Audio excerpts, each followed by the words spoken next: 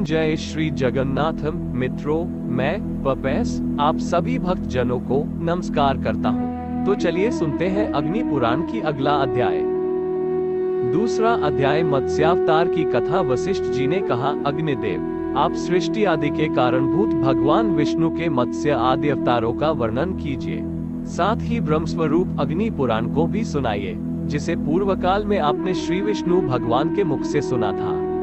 अग्निदेव बोले, वशिष्ठ सुनो, मैं श्रीहरि के मत्स्यावतार का वर्णन करता हूँ। अवतार धारण का कार्य दुष्टों के विनाश और साधु पुरुषों की रक्षा के लिए होता है।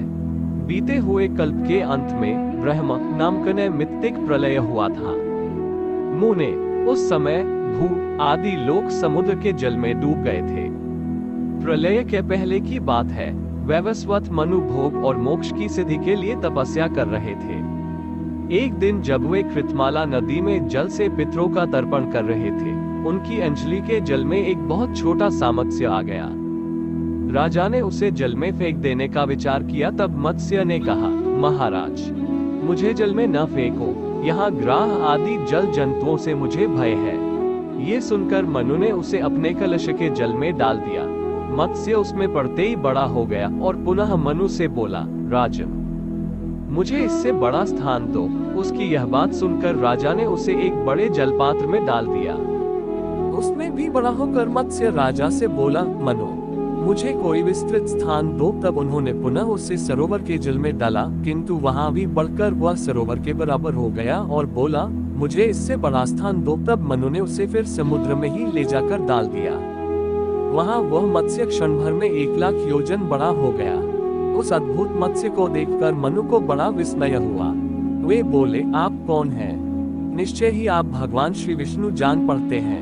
नारायण, आपको नमस्कार है। जनार्दन, आप किस लिए अपनी माया से मुझे मोहित कर रहे हैं? मनु के ऐसा कहने पर सबके पालन में संलग्न रहने वाले मत्स्य रूपधारी भगवान उनसे बोले, राजन, मैं दुष्टों का नाश और जगत की रक्षा करने के लिए अवतीर्ण हुआ हूँ।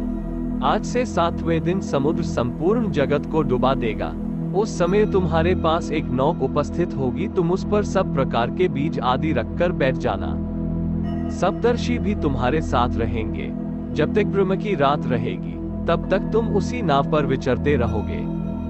नाव आने के बाद मैं भी इसी रूप में उपस्थित होऊंगा। उस समय तुम मेरे सींग में महासपमयी रस्सी से उस नाव को बांध देना।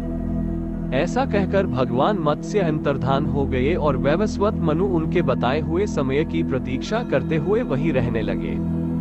जब नियत समय पर समुद्र अपनी सीमा लांघकर बढ़ने लगा, तब वे पूर्वोक्त नौका पर बैठ गए। उसी समय एक सींग धारण करने वाले सुवर्ण मत्स्य भगवान का प्रादुर्भाव हुआ। उनका विशाल शरीर 10,00,000 योजन लंबा था। उनके सींग में नाव बांधकर राजा ने उनसे मत्स्य नामक पुराण का श्रवण किया, जो सब पापों का नाश करने वाला है। मनु भगवान मत्स्य की नाना प्रकार के स्तोत्रों द्वारा स्तुति भी करते थे। प्रलय के अंत में ब्रह्माची से वेद को हर लेने वाले हयग्रीव नामक दानव का वध करके भगवान ने वेद मंत्र आदि की रक्षा की। तत्पश्चात वराह कल्प आने पर श्रीहरि ने कच्छप रूप धारण किया।